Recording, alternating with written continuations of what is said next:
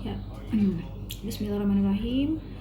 Selamat pagi, selamat siang, atau selamat malam untuk Anda semua yang menyaksikan video pembelajaran ini. Nah, pada video pembelajaran ini saya akan sedikit menjelaskan mengenai azas-azas dan prinsip pengembangan masyarakat ya dalam mata kuliah COCD.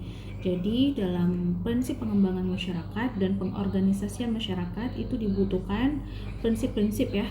Nah, di mana prinsip-prinsip ini nanti akan menentukan bagaimana pelaksanaan dari pengembangan masyarakat itu sendiri gitu.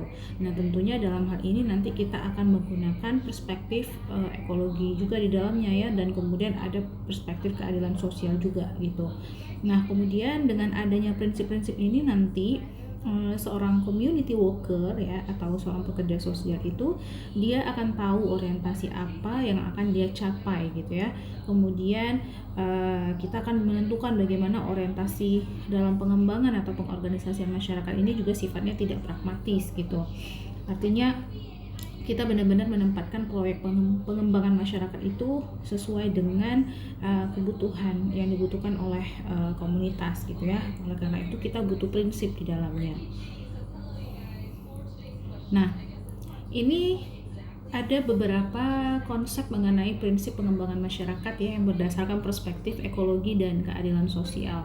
Nah, jadi sebagaimana konsep komunitas itu sendiri, kita memahami bahwasannya prinsip pengembangan masyarakat itu perlu dilakukan agar dalam pengembangan masyarakat seorang community worker itu dia mempunyai orientasi yang tidak hanya bersifat pragmatis tadi yang saya bilang ya, tetapi juga mempunyai visi jangka panjang atau visi yang sustainable gitu. Visi yang tidak hanya dirasakan pada saat program pengembangan masyarakat itu dilaksanakan atau dilakukan, tetapi ini juga akan berdampak pada kehidupan si komunitas yang menjadi target pengembangan itu sendiri di masa yang akan datang, seperti itu. Kemudian pengembangan masyarakat ini juga merupakan suatu perencanaan sosial ya yang perlu berlandaskan azas-azas atau yang kita sebut dengan prinsip tadi. Yang pertama itu di sini saya pakai menggunakan gagasannya John Eve, salah satu tokoh yang mana pemikirannya banyak dipakai ya dalam mengembangkan konsep-konsep pengembangan, pemberdayaan masyarakat dan lain sebagainya. Yang pertama itu adalah komunitas. Komunitas itu sendiri sebagai objek dari pengembangan itu harus dilibatkan dalam setiap proses pengambilan keputusan. Artinya kita duduk dengan mereka, kita merencanakan suatu program gitu yang sesuai dengan apa yang dibutuhkan oleh komunitas itu. Makanya sifatnya tidak bisa top down. Top down itu artinya tidak bisa semata-mata hanya datang dari pemerintah misalnya saja, atau dari si community worker-nya, social worker-nya, tidak bisa. Memang kita harus melibatkan mereka dalam proses pengambilan keputusan tentang ini layak atau tidak suatu pengembangan ini dilakukan gitu ya di suatu komunitas. Kemudian yang kedua, kita juga harus mensinergikan strategi yang komprehensif antara pemerintah, swasta, pihak-pihak terkait, dalam hal ini bisa swasta, dan partisipasi masyarakat.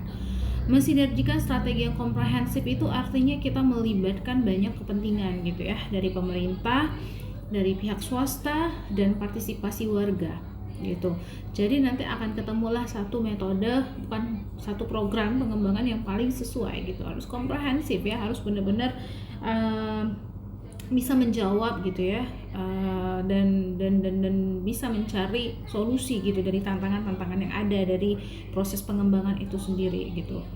Kemudian yang ketiga yang paling penting juga membuka akses warga atau komunitas atas bantuan yang profesional, teknis, fasilitas, serta insentif agar meningkatkan partisipasi warga. Jadi ternyata proses pengembangan masyarakat itu juga harus mampu membuka akses warga terhadap bantuan-bantuan yang sifatnya profesional gitu. Bisa jadi dalam hal pekerjaan juga. Dan secara teknis juga harus membuka akses itu terhadap warga, dan fasilitas pun juga harus menyesuaikan. Serta insentif mungkin barangkali yang juga harus kita berikan kepada warga komunitas yang menjadi target suatu program pengembangan yang ingin dilakukan supaya partisipasi itu bisa muncul. Walaupun insentif ini tidak selamanya diberikan gitu ya, tetapi ini paling tidak bisa mendorong gitu ya partisipasi mereka gitu, terutama pada saat perencanaan dan pengembangan itu dilakukan. Yang kedua, yang keempat, yang terakhir adalah mengubah perilaku profesional agar lebih peka pada kebutuhan, perhatian dan gagasan. Jadi dengan adanya prinsip ini, para community worker ya sebagai kelompok profesional yang ingin melaksanakan suatu program pengembangan, mereka itu harus peka terhadap kebutuhan gitu. Mereka harus peka sehingga nanti gagasan mereka pun juga akan selaras dengan apa yang diinginkan oleh suatu komunitas. Jadi tidak bisa hanya datang begitu saja terus kemudian membuat program gitu tanpa tidak ada duduk dulu dengan mereka. Tidak bisa gitu. Nah, selama ini pemerintah kita banyak kan begitu ya gitu. Mereka sebagai pemerintah, pihak swasta juga sebagai namanya community worker ya, datang dengan azas profesionalitas, tetapi mereka ternyata nggak peka dengan kebutuhannya. Mungkin barangkali kita tidak pernah mau live in gitu ya, live in dengan komunitas itu sendiri mungkin sebelum program itu dilakukan, tinggal dengan mereka, belajar dengan mereka sebagaimana prinsip pemberdayaan gitu. Karena kalau kita ngomongin pengembangan masyarakat ini nanti akan larinya juga ke pemberdayaan, karena pemberdayaan itu kan salah satu unsur yang ada di dalam pengembangan masyarakat, yaitu memberdayakan mereka yang tidak berdaya tadi gitu, supaya mereka bisa memenuhi kebutuhannya. Oleh karena itu kita juga harus peka kebutuhan mereka apa ya. Kalau misalnya kebutuhannya mereka butuh edukasi tentang pengelolaan sistem pertanian yang lebih modern gitu, itu kebutuhan mereka gitu ya, kita harus berikan itu secara profesional gitu kan, sehingga nanti akan ada peningkatan kapasitas ekonomi, peningkatan hasil ekonomi misalnya saja gitu ya dari aktivitas pertanian itu sendiri di suatu wilayah. Begitu juga dengan komunitas-komunitas yang lain gitu. Yang paling penting tuh adalah kita harus peka terhadap kebutuhannya, dan ini yang sering sekali tidak dimiliki oleh kelompok-kelompok profesional yang datang atas nama community worker dan ingin melakukan pengembangan masyarakat gitu ya di dalam agenda perencanaan sosial. Nah, kemudian ada 10 prinsip pengembangan masyarakat yang juga dianggap dapat diterapkan di seluruh dunia. Ini menurut PBB ya, saya kutipnya tahun 1975. Jadi PBB pun juga menyepakati gitu ya, bahwasannya dalam prakteknya di lapangan ada banyak sekali proyek pengembangan yang tidak menganut prinsip pengembangan itu sendiri gitu. Seperti apa misalnya? Yang pertama, kegiatan yang dilaksanakan harus berhubungan dengan kebutuhan dasar. Kalau kita lihat proyek yang selama ini berlangsung yang ada, nanti kita akan coba analisis beberapa kasus juga, ternyata mereka tidak berdasarkan kebutuhan dasar tadi. Maka kalau kembali ke poin 4 tadi, peka nih, harus peka terhadap kebutuhan dasar. Nah, ini sering diabaikan. Kemudian yang kedua, dalam praktek pengembangan masyarakat ternyata kemajuan lokal itu juga harus dicapai gitu kan, karena ini adalah upaya yang saling terkait dalam setiap bidang dasar kebutuhan tadi gitu. Masyarakat yang penuh dan seimbang dalam penyusunan program secara bersama. Jadi memang kemajuan lokal itu ditandai dengan adanya partisipasi masyarakat. Jadi kalau misalnya mereka tidak berpartisipasi dalam penyusunan program, maka kemajuan lokal ini nggak akan dicapai gitu. Nah, ini juga sering sekali kita temukan di lapangan tidak dilakukan oleh community worker atau kelompok profesional tadi. Kemudian yang ketiga, perubahan sikap orang-orang itu juga sama pentingnya dengan pencapaian kemajuan. Kalau kita ngomongin perubahan sikap, berarti tadi sama ya, ada perubahan perilaku juga gitu. Artinya sikap orang-orang yang menjadi komunitas di mana kegiatan pengembangan itu dilakukan, mereka juga harus punya perubahan mindset gitu ya terhadap diri mereka dan kemajuan mereka gitu, kesejahteraan mereka misalnya saja gitu. Jadi tidak hanya semata berbicara soal pencapaian material dari program-program masyarakat gitu kan selama tahap awal pembangunan, tetapi juga pada proses akhirnya terdorong gitu tercipta masyarakat yang memiliki sikap yang lebih positif dan sikap yang lebih aware gitu ya dengan tantangan dan perubahan zaman gitu, sehingga apa yang sudah dilakukan dalam tahap awal pembangunan itu bisa dilanjutkan oleh mereka sendiri gitu sebagai komunitas masyarakat gitu. Kemudian yang keempat, Dan yang ketiga ini pun juga jarang ya dilakukan, karena biasanya proyek-proyek pembangunan itu sering hanya terfokus pada pencapaian kemajuan material dan programnya saja gitu. Setelah itu dilakukan sudah selesai. Tapi bagaimana kemudian perubahan sikap si warga komunitasnya itu jarang sekali ditinjau lebih lanjut gitu. Kemudian yang keempat, pengembangan masyarakat itu juga harus mengarah kepada partisipasi. Tadi yang saya bilang, karena kalau kita ngomongin pengembangan masyarakat yang berbasis partisipasi warga komunitas, maka kita akan bicara soal revitalisasi pemerintah lokal juga yang lebih efektif gitu. Jadi revitalisasi ini kan proses pengaturan ulang ya, memperbaiki gitu ya sistem pemerintah lokal yang tadinya tidak berjalan efektif gitu.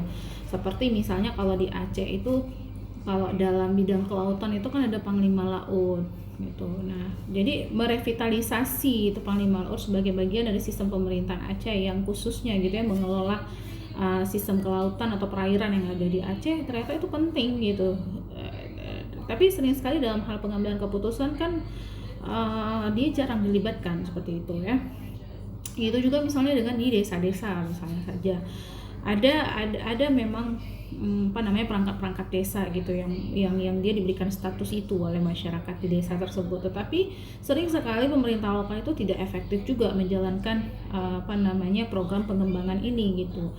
Dan akhirnya apa, gara-gara mereka pun tidak efektif gitu kan dengan status dan peranannya, akhirnya partisipasi masyarakat pun juga minim, kecil ketika ada program-program yang datang ke sana gitu, karena mungkin jarang dilibatkan. Nah, inilah yang menjadi contoh sistem pemerintahan lokal yang kurang efektif juga gitu. Makanya dengan kita mengacu kepada prinsip partisipasi ini, maka ini juga sama dengan kita mencoba untuk merevitalisasi gitu ya, memperbaharui atau memunculkan kembali gitu ya, mengefektifkan kembali gitu sistem pemerintahan lokal sebagai wadah yang bisa menampung aspirasi dan partisipasi masyarakat di dalam agenda-agenda pembangunan ataupun pengembangan.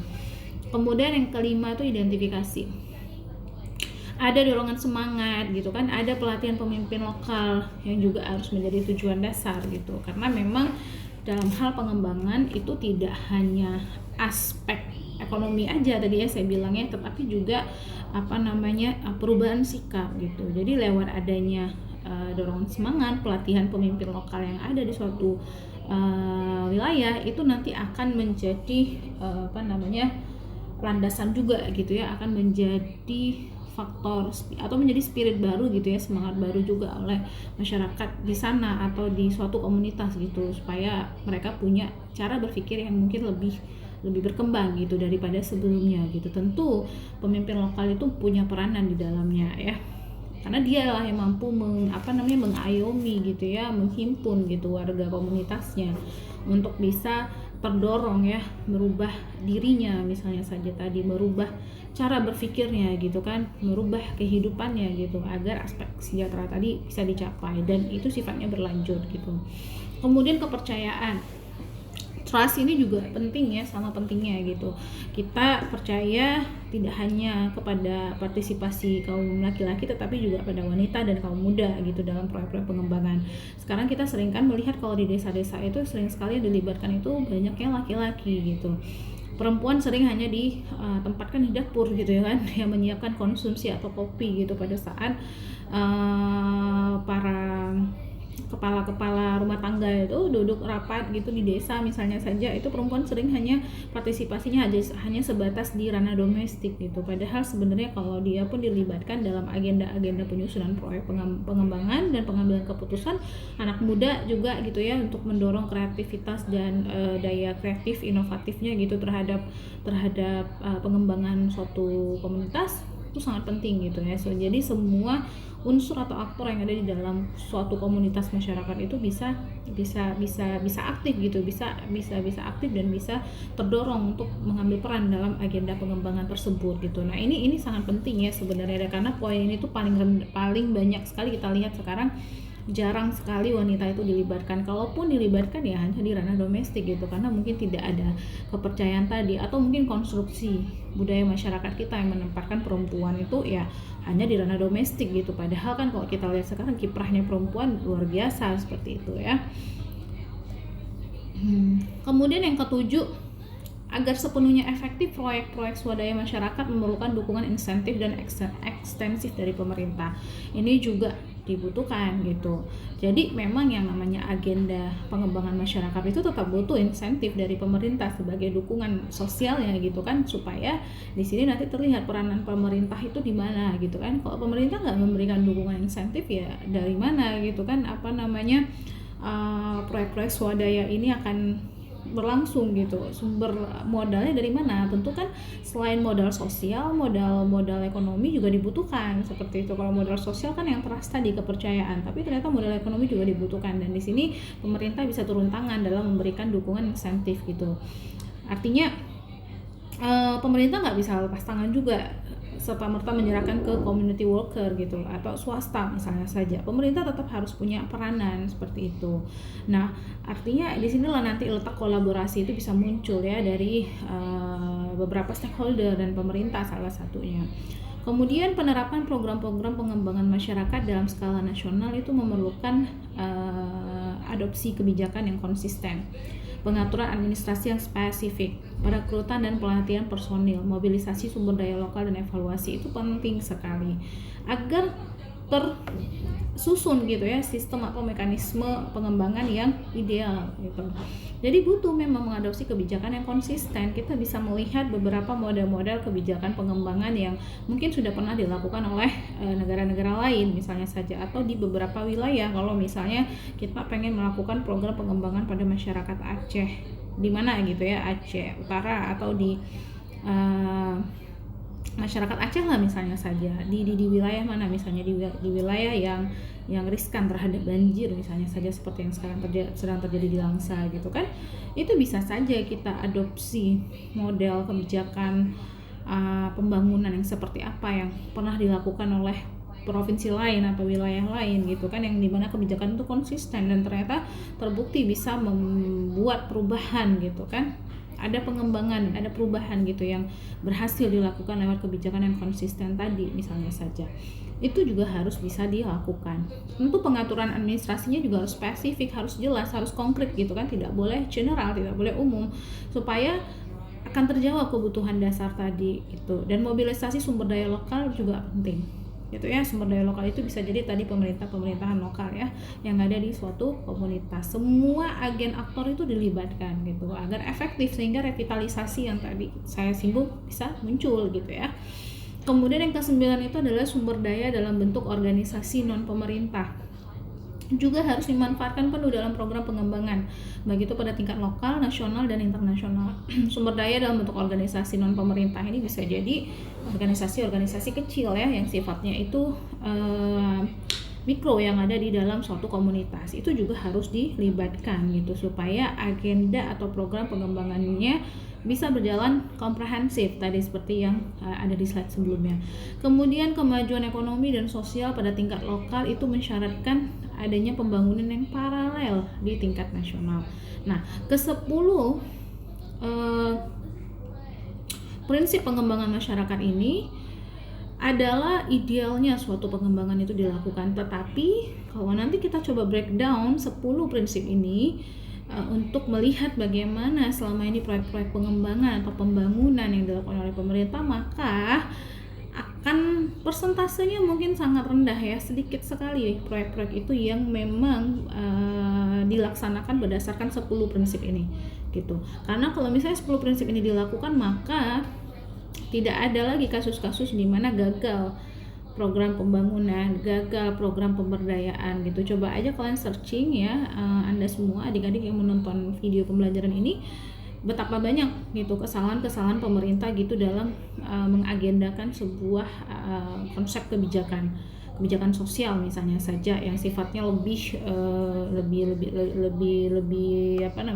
berbasis kedaerahan misalnya saja.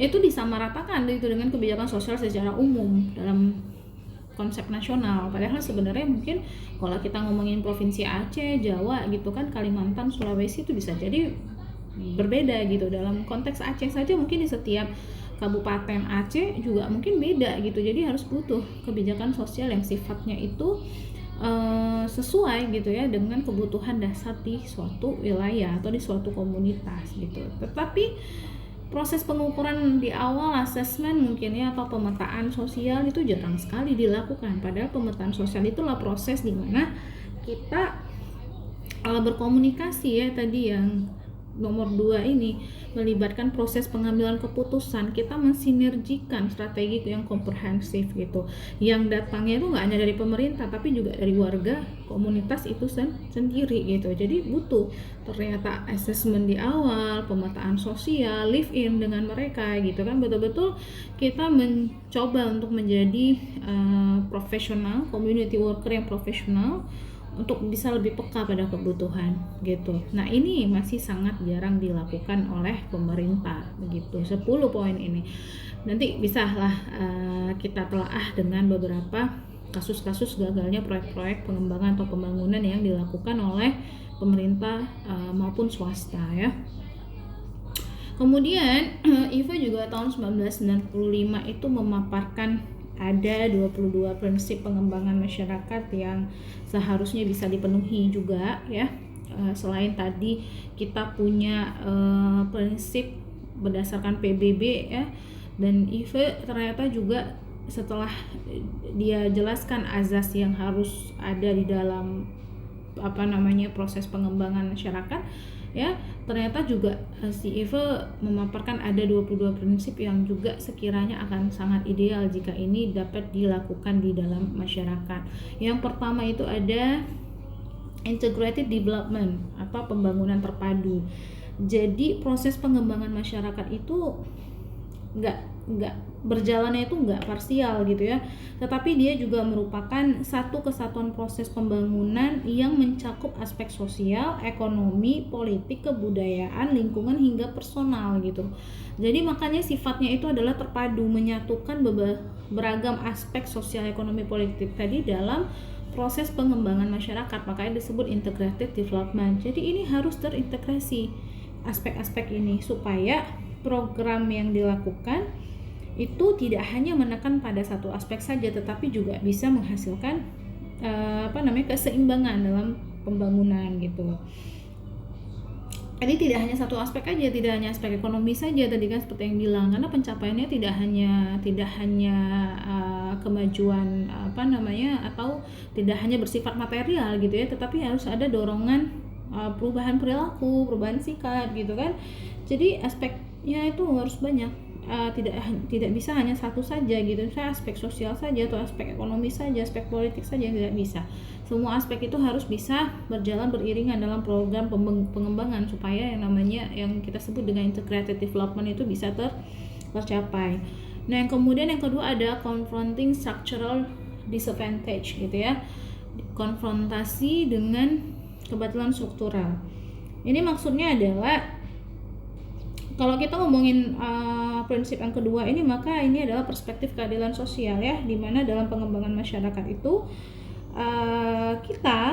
Anda semua mungkin calon community workers itu harus dapat menyadari gitu adanya cara-cara dimana ada kondisi di dalam suatu komunitas itu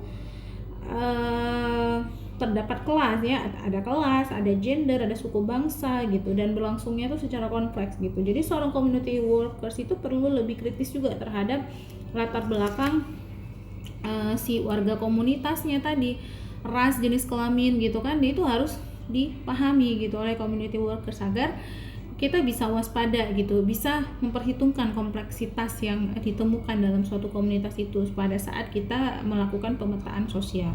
Jadi itu kita harus tahu gitu, harus tahu yang namanya suatu kelompok komunitas, mereka tuh punya struktur ya, punya struktur masyarakatnya sendiri yang nanti ada kelas sosial, ada gender di dalamnya kan, ada adat istiadat gitu, ada ras gitu di dalamnya gitu kan. Nah, itu ada agama juga gitu. Nah, itu adalah hal-hal yang menjadi kompleksitas ya di dalam masyarakat yang harus kita perhitungkan juga gitu, untuk kita sadari bersama bahwasannya itu sering sekali menjadi faktor yang membuat si community workers ini kesulitan gitu. Jadi makanya kita harus konfrontasi dengan itu gitu ya, dengan apa yang ada di dalam dengan apa yang ada di dalam komunitas tersebut atau yang menjadi karakteristik si komunitasnya. Nah, yang ketiga itu adalah human rights, hak asasi manusia. Jadi yang namanya prinsip pengembangan harus berlandaskan pada hak asasi manusia, karena HAM itu adalah aspek mendasar gitu ya, dan penting juga bagi community worker untuk melihat ini sebagai bagian dari program-program pengembangan gitu. Artinya yang namanya program pengembangan itu tidak melanggar hak asasi manusia gitu. Jadi program pengembangan yang kita lakukan nantinya ya harus mengacu pada prinsip dasar hak manusia gitu ya. Nanti ada hak untuk hidup layak, hak untuk ikut serta dalam kehidupan kultural gitu, bahkan hak untuk ikut serta dalam proses pembangunan itu sendiri sejak awal dia direncanakan gitu. Nah, itu harus dipahami gitu. Jadi artinya menempatkan mereka sebagai sebagai terlibat gitu ya, berpartisipasi dalam proses perencanaan awal suatu program itu sama halnya dengan kita mengakui adanya hak asasi mereka untuk terlibat dalam agenda tersebut gitu. Kemudian sustainability, keberlanjutan yang saya katakan tadi, program pengembangan itu berada dalam kerangka sustainability yang akan berupaya untuk mengurangi ketergantungan kepada sumber daya yang tidak tergantikan atau non renewable tadi. Jadi kehadiran si community worker ini kan tidak selamanya gitu. Dan si anggota komunitas ini, kelompok warga komunitas ini juga tidak bisa bergantung gitu sama mereka gitu kan. Jadi artinya memang harus ada aspek sustainability, keberlanjutan gitu yang dilakukan di tingkat lokal di warga komunitas itu sendiri, supaya pada akhirnya mereka itu nanti bisa memperbaharui sendiri sumber daya yang ada di mereka begitu kan. Dan kemudian mereka juga bisa melakukan pengembangan masyarakat yang melibatkan warga komunitasnya gitu. Jadi artinya si community workers ini hanya mencoba membantu mereka itu untuk bisa mengembangkan komunitasnya, tetapi tetap saja tidak boleh bergantung kan. Maksudnya ya tidak selamanya community worker ini ada gitu, kita nggak selamanya ada. Jadi artinya masyarakat itu butuh didorong sikap dan perilakunya serta kesadarannya untuk bisa melanjutkan program-program yang tadinya sudah ada gitu, sehingga nanti mereka bisa memobilisasi sumber-sumber daya yang ada di tempat mereka gitu ya, termasuk sumber daya, baik itu sumber daya manusia maupun sumber daya alam yang ada di satu warga komunitas ya. Kemudian empowerment, pemberdayaan. Nah, pemberdayaan ini juga menjadi tujuan dari program pengembangan. Artinya kita di sini membantu mereka. Komunitas itu dengan sumber daya yang ada kesempatan, ada keahlian, ada pengetahuan juga yang kita transfer ke mereka supaya kapasitas komunitas ini bisa meningkat dan mereka bisa berpartisipasi juga untuk menentukan masa depan mereka. Jadi sebenarnya ngomongin empowerment ini juga nanti akan relate dengan sustainability tadi gitu ya. Mereka yang bisa melakukan suatu program secara sustainable itu tandanya mereka sudah diberdayakan gitu. Ada perubahan sikap perilaku gitu. Ada knowledge baru yang mereka miliki sehingga aspek sustainability ini bisa berlangsung gitu ya. Menjaga memelihara suatu pola gitu ya, atau suatu kegiatan yang sifatnya berdampak kepada kesejahteraan mereka, tidak bergantung kepada community worker. Tentu itu ditandai dengan adanya perubahan sikap dan perilaku serta adanya nilai baru, pengetahuan baru yang mereka terima, dan itu biasanya dilakukan dalam proses pemberdayaan begitu ya, sehingga aspek sustainability itu bisa tercapai.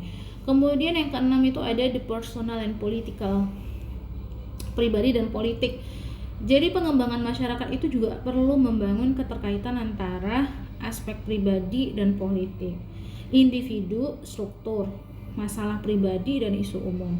Jadi keterkaitannya itu terjalin apabila kebutuhan individu, masalah yang dihadapinya, kemudian aspirasi ya, kemudian penderitaan hingga prestasi yang dirasakan itu dapat diwujudkan dalam bentuk tindakan yang efektif di tingkat komunitas, yang kemudian menjadi suatu kekuatan komunitas. Jadi yang namanya pribadi dan politik itu harus sejalan juga, karena memahami kebutuhan individu gitu kan, memahami apa yang kita rasakan gitu kan, kekurangan, penderitaan misalnya saja tadi kan, minimnya kesempatan gitu, Ini kan adalah sesuatu yang sering dirasakan oleh kelompok-kelompok yang tidak berdaya gitu. Jadi dengan mendorong the personal and the political power pada suatu warga komunitas, itu nanti akan membantu mereka juga untuk dapat melakukan tindakan yang efektif di dalam komunitas mereka gitu, dan ini akan menjadi suatu kekuatan juga gitu. Mereka mengerti begitu ya, bagaimana mengkampanyekan misalnya kebutuhan mereka, bagaimana memberikan opini gitu ya terhadap aspek-aspek pembangunan atau pemberdayaan yang tidak dilakukan oleh pemerintah, atau mungkin cenderung merugikan mereka gitu, manakala ada program-program pemerintah yang dilakukan di wilayah tempat mereka tinggal gitu kan. Ada sumber daya alam mereka misalnya saja yang diklaim oleh pemerintah, yang dipakai oleh pemerintah gitu kan, tapi kemudian tidak melibatkan mereka gitu secara partisipasi tadi. Dengan adanya power of politik mereka dan mengerti politik itu, maka mereka nanti akan punya kekuatan gitu untuk mempertahankan eksistensi komunitas mereka gitu ya. Kemudian ada community ownership, kepemilikan komunitas. Ini juga penting karena kadang-kadang ada warga komunitas itu tidak merasa memiliki komunitasnya. Nah, ini menjadi salah satu dasar juga dari pengembangan masyarakat. Jadi di mana dengan adanya kepemilikan ini nanti akan menciptakan identitas yang bisa memberikan mereka itu punya alasan yang cukup aktif dan cerdas gitu nanti dalam program pengembangan masyarakat gitu. Jadi efisiensi sumber daya yang ada di tingkat komunitas lokal tadi ya juga akan menjadi salah satu power dan modal dalam proses pengembangan tadi. Tidak dibuang begitu saja, tidak digantikan dengan nilai begitu saja gitu. Jadi community ownership ini, kepemilikan komunitas ini ditandai dengan sadarnya si komunitas tersebut. Setiap warga dan anggota komunitas tersebut sadar bahwasannya sumber daya yang ada di komunitasnya itu penting, nilai-nilai lokal yang ada di komunitasnya itu penting gitu. Jadi kepemilikan komunitas itu, community ownership itu bisa dilihat dari bagaimana mereka punya bonding emotional sentimen yang sama gitu, yang pernah kita bahas di pertemuan awal gitu ya. Ada rasa yang sama gitu, sehingga dalam beragam program yang ingin dilakukan ya, komunitas ini nanti akan punya rasa kepemilikan itu, sehingga aspek yang dilakukan oleh pemerintah atau community worker dalam program pengembangan juga seharusnya tidak mengabaikan ini gitu. Artinya nilai-nilai lokal itu tetap harus diterapkan, karena biasanya mereka yang punya community ownership yang kuat itu dia biasanya akan lebih sentimen gitu ya terhadap program-program yang ada gitu. Jadi oleh karena itu aspek penting yang dapat membantu menciptakan identitas dan memberikan alasan warga komunitas itu untuk terlibat dalam program pengembangan, yaitu adalah dengan mengefisiensikan sumber daya di tingkat komunitas. Sumber daya itu bisa jadi nanti budaya ya, terus kemudian sumber daya alam, kemudian stakeholder lokal yang ada di sana gitu. Jadi dengan melibatkan mereka, maka mereka tidak merasa akan dijauhkan dari komunitas mereka itu sendiri, atau mungkin ya akan dikuasai lah mungkin oleh orang-orang luar kali gitu ya. Jadi ya itu, community ownership itu memang suatu hal dasar dari pengembangan masyarakat yang harus dipahami oleh community worker gitu, karena semakin kuat rasa kepemilikan komunitas itu terhadap komunitasnya, maka dia akan semakin sensitif gitu ya, sehingga dalam program-program pengembangan itu ya akan melihat itu gitu, apakah program ini nanti bisa menjadi pemicu gitu kan, pemicu dari kaburnya identitas komunitas tadi gitu ya, atau mungkin nanti ada aspek yang merenggang dari komunitas itu tadi. Kalau dilakukan suatu program pengembangan ini akan mereka lihat begitu ya, mereka berhati-hati, biasanya masih ada memang tipe masyarakat atau komunitas yang seperti itu. Nah, yang ke-8 itu ada self-reliance, kemandirian. Itu udah jelas. Kalau kita ngomongin pengembangan masyarakat dan pemberdayaan dan sustainable tadi, maka dibutuhkan di sini yang namanya kemandirian.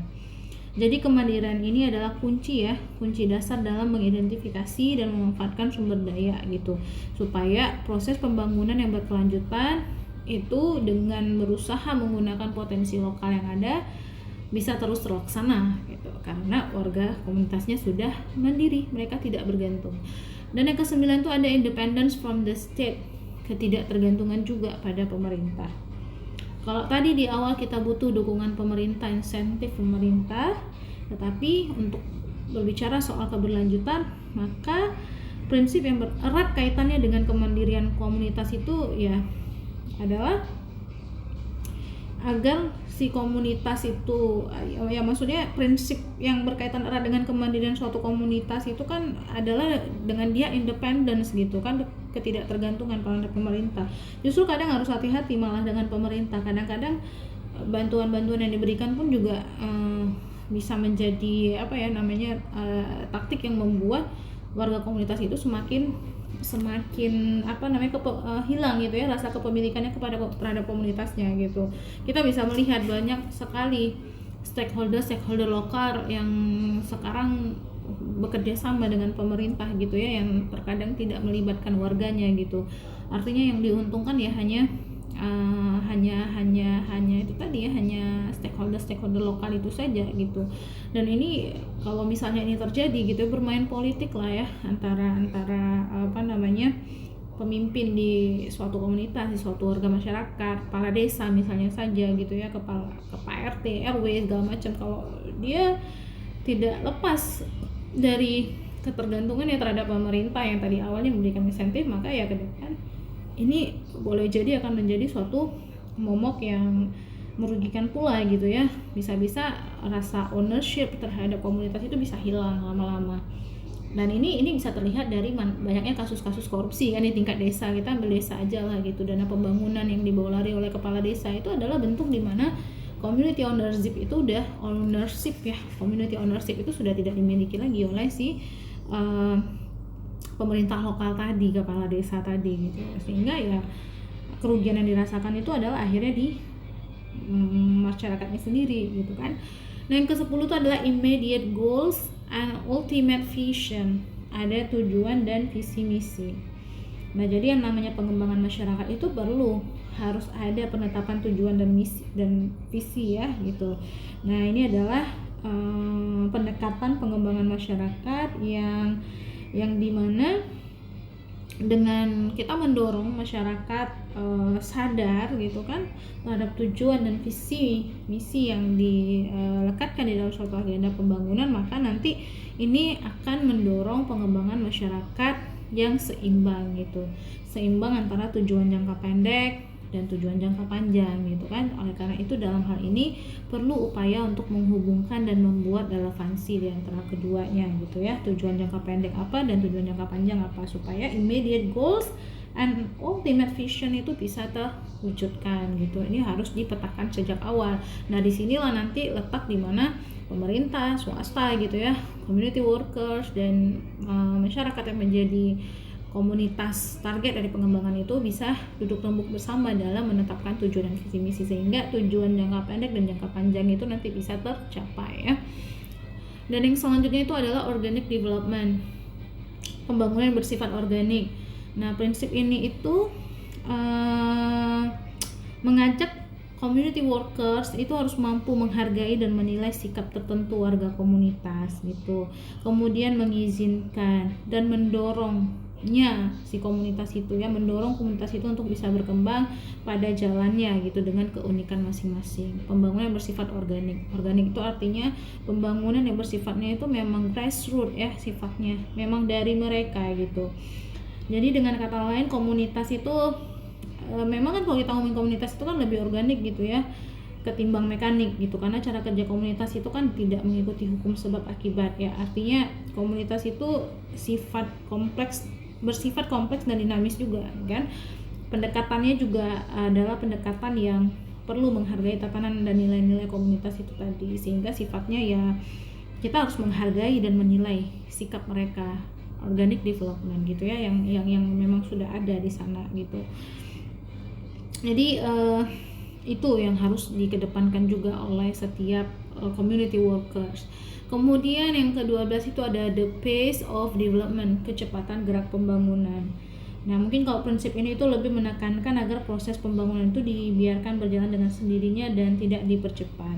Karena sering sekali kita melihat perencana program pengembangan itu mempercepat prosesnya kan. Jadi akhirnya karena ingin melihat hasilnya gitu ya secara cepat gitu kan.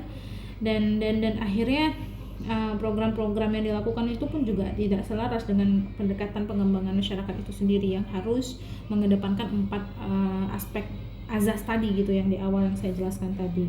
Karena kalau kita ngomongin keberhasilan pengembangan komunitas itu kan bergantung pada dinamika komunitasnya juga gitu, dinamika partisipasi mereka bersama gitu. Makanya tujuannya itu tidak hanya tujuan material gitu ya, tetapi ada perubahan sikap tadi dan perubahan perilaku begitu. Nah, ini juga harus dikedepankan oleh seorang community workers, bahkan memahami ya the pace of development, kecepatan gerak pembangunan itu dengan mengedepankan dinamika partisipasi komunitas yang menjadi target pengembangan itu malah menjadi salah satu tolak ukur keberhasilan si community workers tadi gitu kan.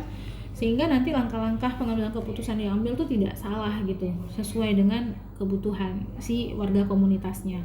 Lalu kemudian ada external expertise, keahlian pihak luar. Nah, ini nanti kalau kita ngomongin keahlian, kita ngomongin pengalaman ya, pengalaman seseorang serta pengalaman pembangunan di suatu tempat itu nanti bisa kita pelajari sebagai pertimbangan dalam pembangunan di wilayah yang lain. Namun prinsip external expertise ini juga mengharapkan kita tidak meniru secara mutlak gitu. Kalau emang tadi kan kita bicara soal kita bisa melirik gitu ya model-model kebijakan yang konsisten yang pernah dilakukan di suatu wilayah gitu, tetapi tidak berarti kita mengambil keseluruhan gitu, tapi bisa kita ambil konsep yang kira-kira komprehensif yang bisa dilakukan di satu wilayah. Lagi-lagi nanti kan dalam setiap program pengembangan ini kan harus melihat lagi juga kebutuhan dasarnya. Jadi artinya tidak semua bentuk pengembangan tuh bisa kita ambil secara mutlak gitu, harus ada pembaharuan ya, harus ada kita bisa mengadaptasi dan kemudian menginovasi yang ujung-ujungnya juga kembali lagi disesuaikan kepada kebutuhan dasar si warga komunitas gitu. Yang ke-14 itu adalah community building, membangun komunitas. Nah, jadi prinsip ini pun juga baik secara formal maupun informal harus diterapkan gitu ya. Jadi kita nggak hanya sekedar membawa orang-orang ini menjadi bersama gitu, tetapi juga ya harus melibatkan mereka dalam proses pelaksanaan gitu ya, dan kemudian juga mendorong mereka untuk bisa bekerja sama gitu, dan membuat mereka itu bisa menyelesaikan berbagai agenda permasalahan yang nanti akan mereka hadapi. Makanya tadi kan ada yang namanya individu dan politik, itu kan salah satu kekuatan yang harus dimiliki juga oleh komunitas gitu ya. Jadi membangun komunitas yang kuat itu ya tidak hanya sekedar bisa merangkul mereka untuk bekerja sama gitu ya, tetapi juga harus bisa mendorong mereka gitu kan untuk tahu kenapa mereka harus bekerja sama, tahu kenapa mereka harus punya pengetahuan tertentu gitu ya. Dan salah satunya itu adalah kemampuan berpolitik seperti itu, supaya mereka bisa kuat. Jadi biar mereka yang tadinya powerless itu bisa powerful, mereka yang tadinya voiceless itu bisa voiceful misalnya, seperti itu ya. Dan yang selanjutnya itu adalah proses and outcome, proses dan hasilnya pun juga harus diperhatikan. Hasil yang dicapai itu juga harus juga menjadi tolak ukur yang penting gitu ya dalam pengembangan masyarakat gitu. Jadi proses dan hasil ini dua hal yang nggak bisa dipisahkan, karena ini akan saling menunjang ya, sehingga nanti keduanya itu menjadi penting.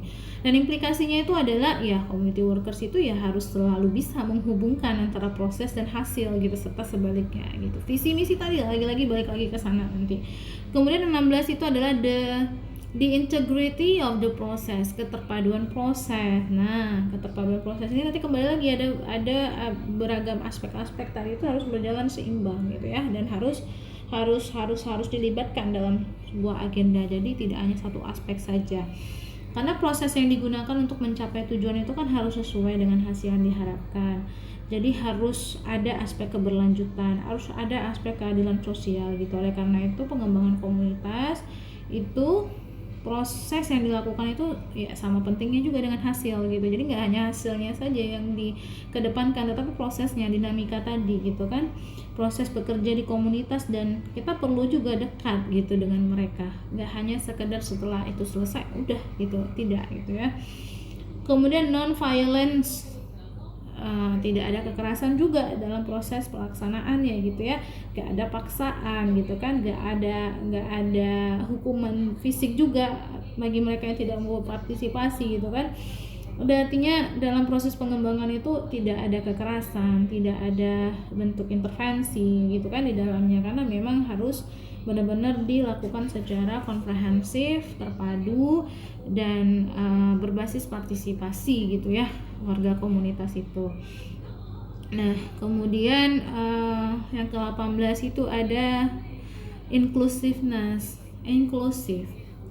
Jadi penerapan prinsip dari community workers itu juga tetap harus menghargai orang lain walaupun orang tersebut berlawan pandangannya gitu, berbeda pandangan. Karena community workers itu harus terus berusaha kan meyakinkan mereka gitu ketika mereka ingin mengubah pikiran gitu terhadap sesuatu hal. Komunitas tadi bisa kita bilang dia harus bisa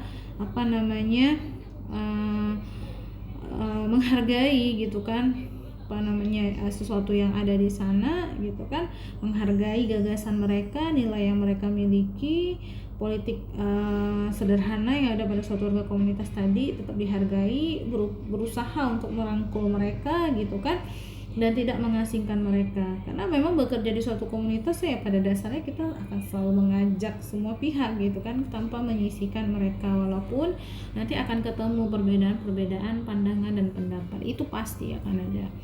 Dan yang ke-19 itu adalah konsensus, kesepakatan ya, atau persetujuan bersama yang dibuat dengan warga komunitas gitu. Jadi yang namanya community workers itu dia harus berpihak secara keseluruhan gitu ya dengan pihak mayoritas, yaitu komunitas tadi gitu. Jadi dengan adanya kesepakatan bersama, maka yang namanya kekerasan dan inklusif dalam proses pengembangan masyarakat itu kekerasan bisa dihindari, inklusivitas itu bisa dikembangkan gitu kan, sehingga nanti bisa dapat nih suatu konsensus yang berdasarkan atau yang diterapkan gitu kan berdasarkan persetujuan si komunitas tadi sebagai pihak mayoritas di dalam suatu program, sehingga nanti akan dihasilkan solusi yang menjadi milik bersama gitu kan. Dan konsensus ini juga harus dibangun, jadi nggak bisa dicapai dengan cara yang mudah dalam waktu yang singkat, harus ada denduk rumbuk gitu tadi kan, termasuk menentukan visi misi itu kan bagian dari konsensus ya. Kemudian ada yang ke-20 itu cooperation, kerjasama pun juga sama pentingnya dengan membangun konsensus tadi gitu, karena pendekatan pengembangan ya harus berusaha membuat kerjasama gitu kan di tingkat masyarakat setempat gitu, dan mendorong orang-orang yang menjadi warga komunitas itu untuk mau bersama gitu kan, mencari solusi gitu terhadap persoalan-persoalan yang ada di dalam warga komunitasnya, baik itu secara kultural maupun secara struktural, hingga nanti akan dihasilkan mekanisme kerjasama gitu ya. Ada ya mekanisme kerjasama yang bisa memecahkan segala persoalan yang dihadapi yang ada di dalam komunitas tadi gitu. Sharing gitu ya, berkooperasi, bukan berkooperasi ya, tapi kooperasi itu juga berkooperasi itu ya, dengan berkooperasi itu ya akan mampu gitu ya kita sharing perasaan, permasalahan yang dihadapi gitu kan. Karena emang kalau kita ngomongin di tingkat dasar ya, pengembangan komunitas itu seharusnya bisa menghasilkan kooperasi gitu kan dari kegiatan komunitasnya, dengan mengajak orang secara bersama-sama, baik itu nanti ada individu, ada kelompok gitu kan, kita saling sharing gitu, sehingga nanti akan ditemukan langkah-langkah pemecahan masalah terhadap segala persoalan yang sedang dihadapi di dalam satu komunitas itu. Kemudian participation. Nah, ini adalah toolsnya ya. Jadi dengan cara kita memaksimalkan tujuan itu agar semuanya tercapai ya dengan partisipasi, melibatkan warga masyarakat komunitas itu secara aktif di setiap proses kegiatan gitu. Tidak ada satupun proses yang tidak ada keterlibatan si warga komunitasnya. Mulai dari proses perencanaan, pendekatan, pengembangan, pengoptimalan gitu, semuanya harus, termasuk konsensus tadi, harus melibatkan partisipasi mereka. Terus yang kemudian yang terakhir, defining need, mendefinisikan kebutuhan. Ini penting karena proses pengidentifikasian kebutuhan ini merupakan salah satu tugas yang harus dijalankan juga oleh community workers.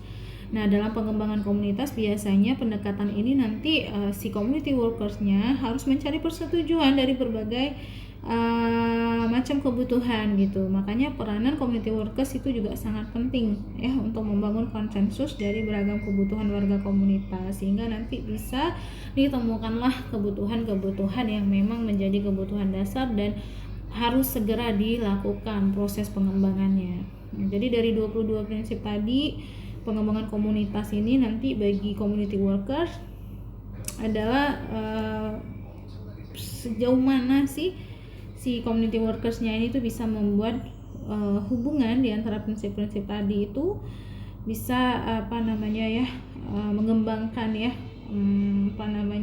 tingkat kehidupan dan kebutuhan di komunitas gitu. Jadi dengan 22 prinsip ini nanti akan tercipta nih satu agenda pengembangan yang menjadi suatu alternatif yang komprehensif gitu dan berbasis komunitas. Jadi kalau seorang community workers ini ingin melakukan program pengembangan, kalau dia pakai 22 prinsip pengembangan ini, maka nanti sangat berpeluang besar akan menghasilkan mekanisme atau model pembangunan yang menjadi alternatif yang komprehensif dan berbasis komunitas. Karena semua 22 prinsip ini kita lakukan, maka setelah suatu program pengembangan itu selesai ya, hubungan di antara stakeholder yang menjadi pihak luar di komunitas itu ya mungkin tetap akan bisa berlanjut karena sudah ada bonding sosial yang baik, ada bonding emosional yang baik juga gitu kan. Jadi ke-22 prinsip ini akan membantu terciptanya kohesi itu di antara warga komunitas dan pihak luar tadi yang kita sebut dengan community workers, bisa pemerintah, bisa swasta ya, dan para pekerja sosial lainnya, baik itu di bawah dinas sosial, kementerian gitu, ataupun di bawah swasta gitu. Itu bisa berjalan beriringan dan komprehensif. Jadi aspek sosial yang saya sebut dengan kohesi tadi ya bisa tercipta gitu ya. Mungkin kalau dalam istilah kita simpelnya ya, jalinan tali silaturahmi itu bisa berlangsung dalam jangka waktu yang lama, tidak hanya sebatas pada saat program pengembangan itu sedang dilakukan gitu, tetapi juga bisa berlanjut dalam jangka waktu yang lama. Jadi sustainability itu nggak hanya bicara soal mereka mampu menjalankan suatu